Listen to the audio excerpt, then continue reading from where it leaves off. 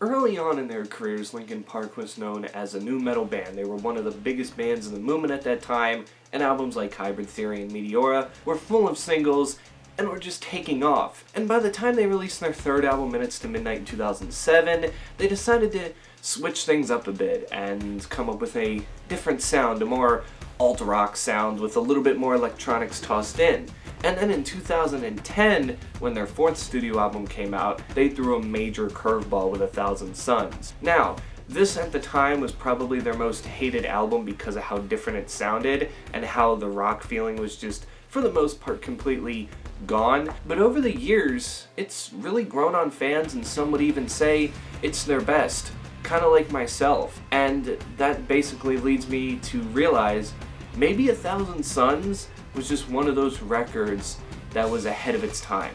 So let's go back to September 10th of 2010 when this album was released, and the confusion that people had when this came out, because sure, it was a Linkin Park album, but it was different. It featured less guitars, less drums, and more, I guess, programming and production, and also less Mike Shinoda rapping, which we also saw on Minutes to Midnight, but we got to hear more of his singing to go along with Chester, and there really wasn't really heavy moments on there, if you could call what you would call heavy. Wasn't necessarily what you were used to hearing from Linkin Park. Chester doesn't really necessarily need to scream his way through a song, as this album can be categorized more as industrial rock and hip-hop in some places, and it's a concept album about the effects of war. It's also their longest album to date, clocking in at almost 48 minutes. It's 15 tracks, but mainly 6 of those tracks are interludes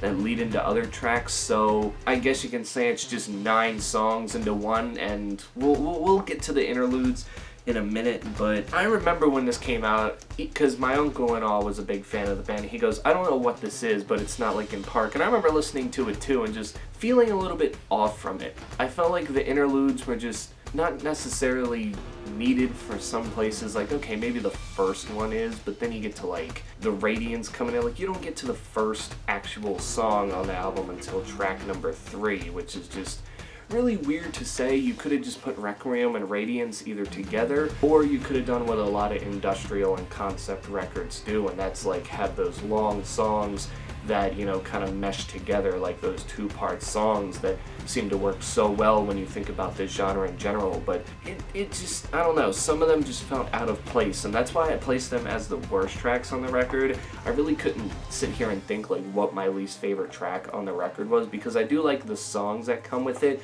It's the interludes that really get on my nerves when you think about it. But the best tracks on here really shine bright. Now, the 5 best tracks, in my opinion, from this record are Burning in the Sky is the technical first track. You get a little bit more of, you know, Mike Shinoda and Chester Bennington kind of coming together doing a little duet type singing. Swimming in the smoke of bridges I have burned. Waiting for the End, I think, is just, that was like the big one off the album, and it's still to this day just a beautiful song in itself. I mean, the way Chester goes about singing is amazing. It's one of their more sadder songs.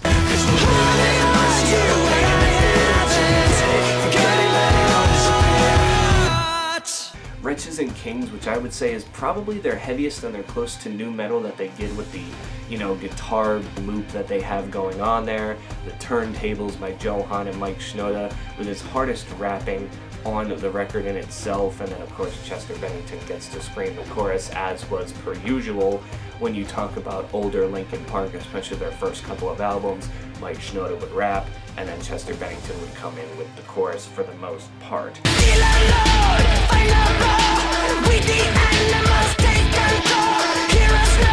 When They Come For Me is another nice one. This is another one where Mike Shinoda gets to show us his rapping talent. You don't necessarily hear Chester on this one. He kind of takes a back seat for the most part, but at almost 5 minutes long, it's definitely a really good one. I love that beat, and Mike Shinoda, probably his best MC work he's really put out ever. I'm not a monkey, I will not dance even if the beat's funky. Opposite of lazy, far from a punk. Y'all ought to stop talking, start trying to catch up, motherfucker.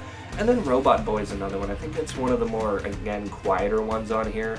But again, the duet kind of mixture vocals of Mike Shinoda and Chester Bennington are just really good overall on this thing. Hold on, the weight of the world will give you the strength to go. And looking back at it now, I can see why people were shocked with this, because even on Minutes to Midnight, Linkin Park still had those moments that would take you back to like, oh yeah, this is definitely old Linkin Park, like Bleed It Out or Giving Up in some way, shape, or form. But it did have tinges of what 1,000 Suns was to be. I mean, do we not remember songs like In Between or even Shadow of the Day, Leave Out All the Rest being a little softer from that record? Granted, these songs are different from what those songs actually were, but for the most part, Linkin Park was kind of, I guess, teasing early on that not everything they were going to do from here on out was going to be heavy nu metal, and I think just with 1,000 Suns it was so experimental that I don't think back then they maybe thought they could have got away with it, but didn't up until now. And since then they've had 3 records out, Living Things, which had the big hit Burn It to the Ground, which was their comeback hit. 2014's The Hunting Party saw them return to a more rock-oriented sound, not necessarily nu metal, but fans did buy into it. And then of course their last record before Chester Bennington passing, One More Light, saw them take a more pop type route, and now people say that that one is their worst record over this one, and you hear people saying now that this record is probably one that got underappreciated at first, but when you see the way it was set up and what it was about and how they've never really done anything like this again, it's pretty interesting, because when you look at all 6, 7 of their albums, I've lost count for some reason, 7.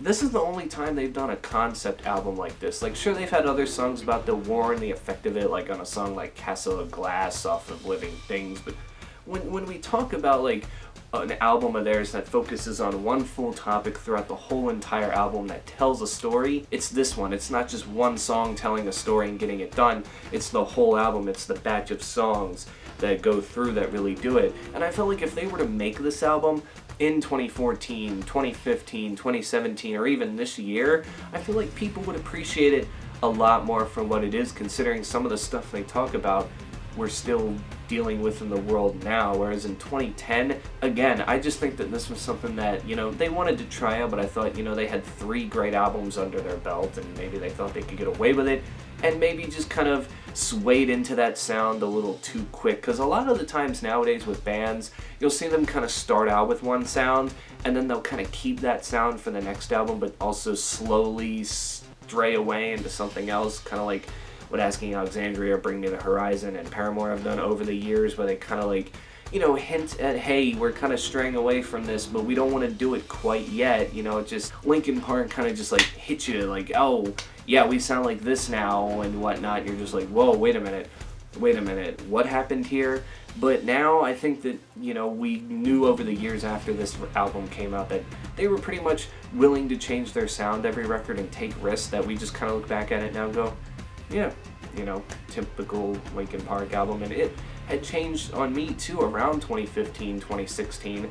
You know, I had started going back and listening to their records, and this was one of the ones that at first I had dreaded because I just remember hating it, and then listening to it again I was like, you know, I was 12 years old when this came out, and sure, I think I just had that mentality in my head being a 12-year-old that it wasn't what they used to be, so they're selling out and it's just bad overall, and I never really gave it a thorough listen other than the song from the Transformers movie, because, you know, they had the first 3 themes for the Transformers movie. Other than that, I really never wanted to give it a like actual listen, and when I did, I was actually blown away with what I saw. Like I said, I felt like if you would have mixed the instrumentals in with the songs that they lead into and just make them one big song like a lot of concept records and industrial records do, that would have been better, because then you would have had 9 tracks, but these would have been like longer tracks. Not that they're already not longer, but you get my drift of things. You could have made 7 to 8 minute tracks on this record, because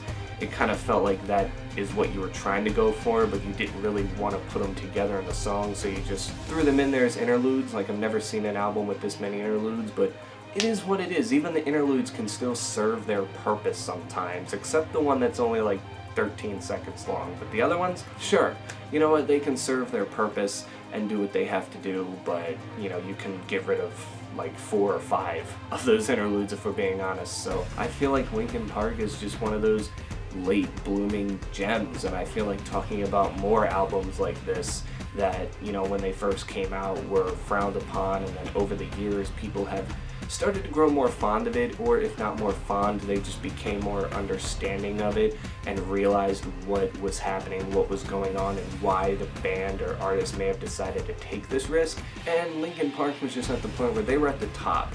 And, you know, this record still sold well, but it didn't really have that humongous hit song, and that's why Burn It to the Ground 2 years later, I say, was like their comeback hit, because then it put them back on the map, and people were willing to, you know, come back and listen, because yes, it was more of an electronic song, but it was more of a return to somewhat of the rocky roots that we grew to know them for.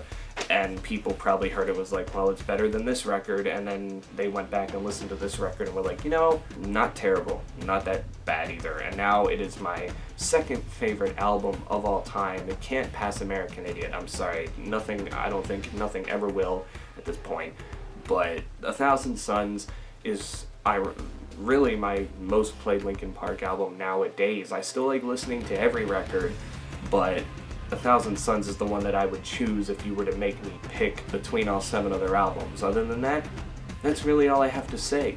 You can tell me in the comments below, what did you think of this album? Were you one of the people that originally hated it when it came out and have grown to like it over the years? Have you always liked it? I don't know, maybe you could have been one of those few people when it did come out that was like, you know, this isn't that bad, guys. Calm down.